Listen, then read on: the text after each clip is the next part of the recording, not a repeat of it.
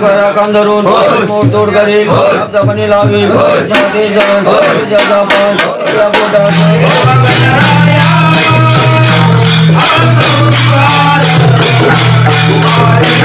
कोकण म्हटलं तर शिमगा आणि शिमगा म्हटलं तर कोकणाची सोंग आलीच। शिमग्याला कोकणातल्या गावागावात सोंग काढण्याची तयारी होते। शिमगा म्हणजे फक्त होळी आणि धुळवडीचा दिवस नाही, तर शिमग्यापासून गुढी पाडव्यापर्यंतच्या दिवसांपर्यंत कोकणात शिमगा चालतो।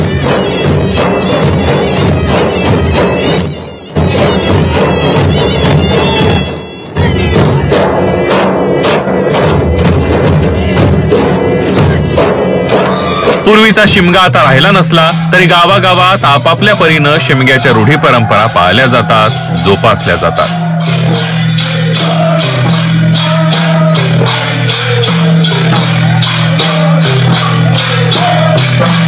पूर्वी गावागावात शिमग्याची सोंग निघायची। शिमग्याच्या सोंगांमध्ये कल्पकता असायची।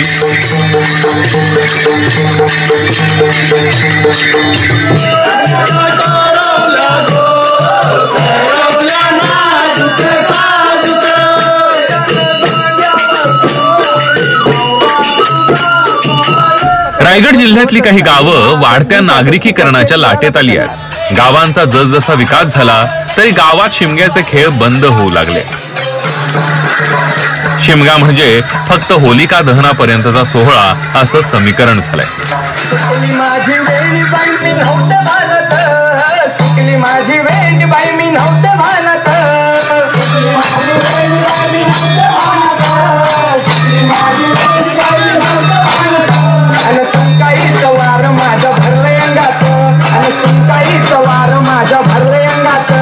असं असताना रायगड जिल्ह्यातील पोशीर नावाचं उच्च शिक्षितांचं गाव याला अपवाद ठरलंय। रायगड जिल्ह्यात दरवर्षी शिमग्याची सोंग काढली जातात। गावातील तरुणांनी शिमग्याची सोंग काढण्याची ही परंपरा मनापासून जोपासली।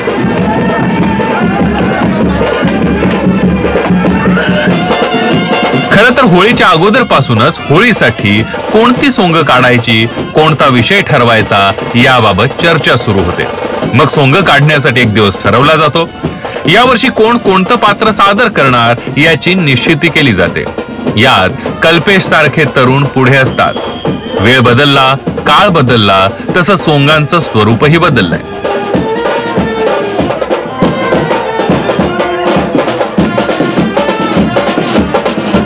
संध्याकाळी 7च्या सुमारास सोंग तयार व्हायला लागतात। या वर्षीचा विषय काय असणार हे गावकऱ्यांना माहिती नसतं। दरवर्षी सोंग काढण्यासाठी वेगळा विषय निवडण्याचं आव्हान तरुणांसमोर असतं। काही लोककला आहेत, ज्या लोकपरंपरा आहेत त्या सध्या लोप पावत चाललेल्या आहेत, तर मग पुढच्या पिढीला त्या लोककला समजल्या पाहिजेत।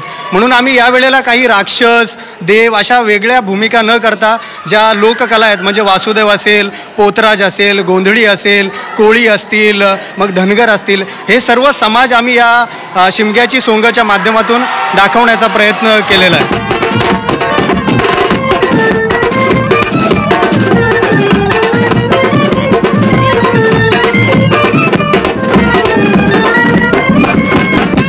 दिवस मावळला की तरुणांची लगबग सुरू होते। तरुण आपापली पात्र निवडतात। मग त्यासाठी वेशभूषा कोणती असावी, कशी असावी याचा खल होतो। आता भाड्यानं काही कपडे मिळवता येतात, पूर्वी अशी सोय नव्हती। असेल त्यातून आपापलं पात्र सजवण्याचं आव्हान असायचं, पण आता हे काम थोडंसं सोपं झालंय। पूर्वी सोंग म्हटली तर मेकअप साठी राख वापरली जायची, पण आता व्यवस्थित मेकअप होतो, वीग आणले जातात।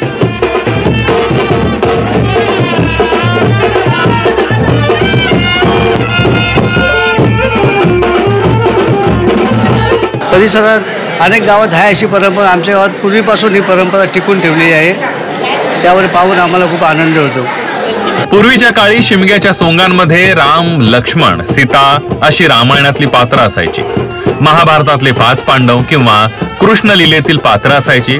आता ती पात्र बदलली आहेत। आता तरुणाई सध्याच्या पिढीला कोणती गोष्ट अपील करते याचा विचार करतात। काही जुन्या काळातील शिमग्याच्या सोंगांबाबतच्या आठवणी जुने जाणतेही सांगतात। नवरा नवरी पोरांची सांगा, राम लक्ष्मण सीता एवढंच। मग तेव्हा पण रातभर निघायची का सोंगा? रातभर पण ना उजाराजवळ पण. हो का? हा.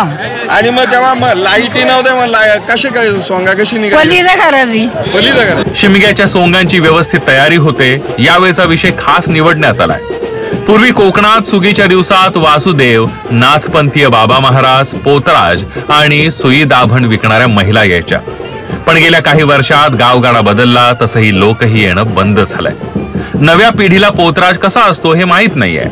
वासुदेव कसा असतो हेही माहित नाहीये. अलख निरंजन हरी, अलख निरंजन हरी, अलख निरंजन पांडुरंग हरी, अलख निरंजन हरी, अलख निरंजन पांडुरंग हरी, वासुदेव हरी. यावेळी जी सोंग निघाली आहे त्या सोंगांमध्ये लहान मुलांचाही मोठा सहभाग होता. बच्चे कंपनीही आपापली मेकअप करून तयारी करत होते.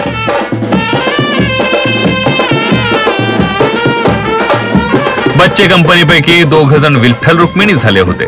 त्यांच्यासाठी खास बैलगाडीची व्यवस्थाही करण्यात आली होती. बाल गोपालांचा उत्साह पाहण्यासारखा होता.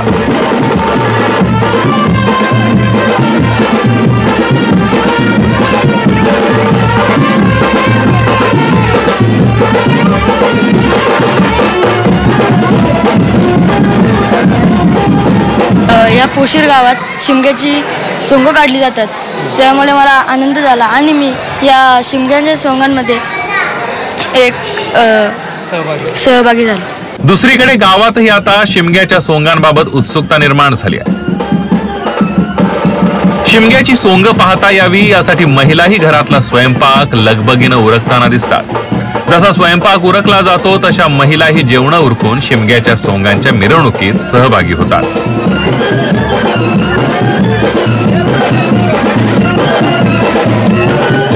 दरवर्षीप्रमाणे यंदाही आमच्याकडे सोंग काढण्याची परंपरा चालू आहे. ती बघायला जाण्यासाठी आमचं स्वयंपाक तयार करायचं. गावच्या हनुमान मंदिरातून दर्शन घेऊन ही शिमग्याची सोंगांची मिरवणूक निघते. पुढे रायगड पालघरच्या कोकण पट्ट्याची ओळख असलेला ब्रास बँड, मध्ये शिमग्याची सोंग आणि त्या मागे गावातील भजन मंडळ अशी मिरवणुकीला सुरुवात होते.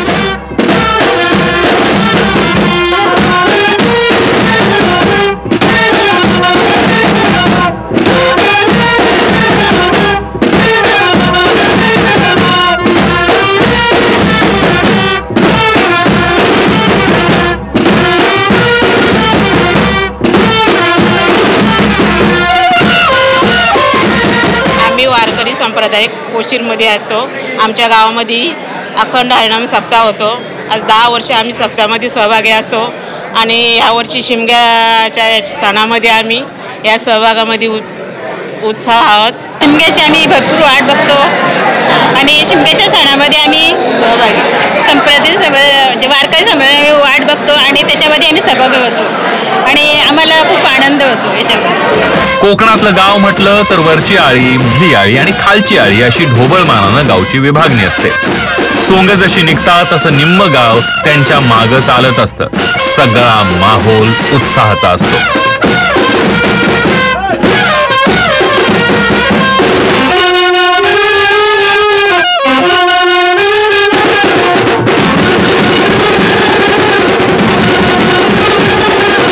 गावागावात तयार झालेले गट तट या उत्सवात मात्र दिसत नाही. ही शिमग्याची सोंग असली तरी त्यांनी साकारलेली व्यक्तिरेखा त्यांना देवत्व देते. ठिकठिकाणी शिमग्याच्या सोंगांचं स्वागत केलं जातं. काही ठिकाणी महिला ओवाळणीही करतात. आता चाबूक घेऊन आलेला पोतराज लहान मुलांच्या मनात भीतीनं घर करून असतो. आजच्या या आधुनिक युगामध्ये महाराष्ट्रामध्ये जी जुनी रूढी परंपरा किंवा ज्या जुन्या चालीरीती होत्या त्यांचा कुठंतरी विसर पडत दिसत असतानाच आमच्या या पोशीर गावातील सर्व तरुण सहकारी मित्रमंडळींनी विशेषतः नवीन पिढीला जुन्या आपल्या रूढी परंपरांचे ज्ञात असावे किंवा विसर पडू नये यासाठी सर्वांनी अगदी कोरोनाच्या काळामध्ये सुद्धा आमच्या या पोशीर गावातील सर्व तरुण मित्रमंडळींनी हा शिमग्या सोंग काढण्याचा जो महोत्सव आहे हा परंपरेने दरवर्षी अखंडित सुरू ठेवला आहे.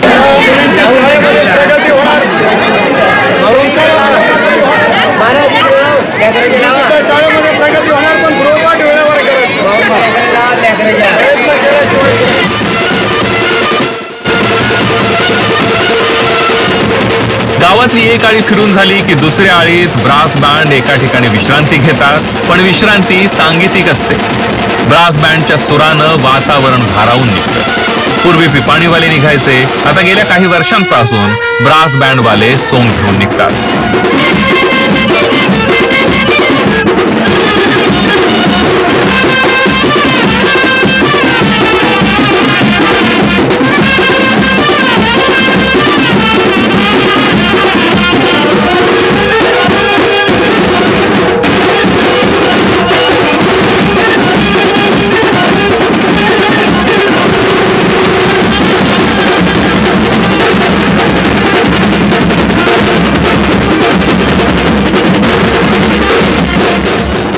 सध्या लग्न सीझन पण चालू आहे आणि सगळीकडे ब्रास बँडची सध्या प्रथा चालू आहे. त्यामुळे आम्ही एक गावाचं एक हे म्हणून ब्रास बँड वाजवतो. कुठल्याही म्हणजे जिथे जिथे गावाचं कार्य असतो तिथं आम्ही एक ब्रास बँडची सेवा देतो. ठाणे रायगडच्या आगरी पट्ट्यात लग्न समारंभात धवले गाणे ही परंपरा आहे. आता शिमग्याच्या या सोंगांसोबत धवलारीनही आली होती. धवलारी नाजीनही आपल्या धवल्याचे कडवं गायलं. प्रसिद्ध प्रसिद्ध देऊळ वाजती दंदनाव, देऊळ वाजती दंदनाव, तिथं लाविली आंब्याची बनाव, तिथं लाविली आंब्याची बनाव, कांद्या घेतील कुराडी, त्याई तोडीली आंब्याची बनाव. कोकणातल्या गावात शिमग्याला सोंग निघालं नाही तर लोकांना चुकल्यासारखं वाटतं. नागरिकीकरणाच्या रेट्यात रूढी परंपरा सण आपण विसरत चाललोय. काही वर्ष बंद झालेली शिमग्याच्या सोंगांची परंपरा पोशीर गावातील तरुणांनी जोपासली आहे.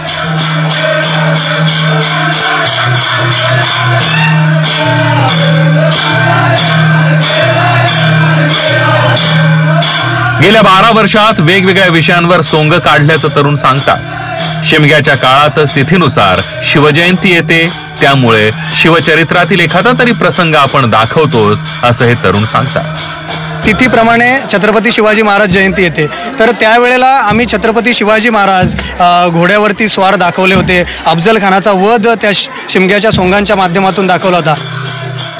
समाज कात टाकतोय, आधुनिक होतोय, पाश्चात्य परंपरांचं अनुकरण करतोय. असं असताना समाजाची पाळंमुळं घट्ट असलेले सण आणि परंपरांचा आपल्याला विसर पडू नये.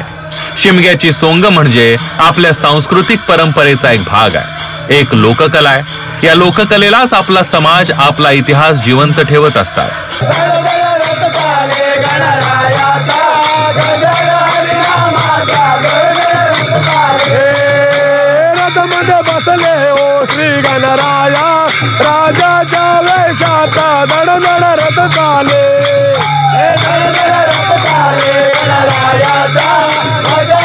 हे सणवार राहिले, टिकले तरच समाज टिकेल. समाज घटकातील एकमेकांसोबत असलेल्या नात्यांचा ओलावा तसाच राहील. तुम्ही म्हणाल या छोट्या मोठ्या सण समारंभांमधून काय होतं, तर हे छोटे सण समारंभ, यात्रा, जत्रा, दशावतार समाज जिवंत असल्याचं लक्षण आहे. चंद्रशेखर भुयार, झी 24 तास, कर्जत, रायगड.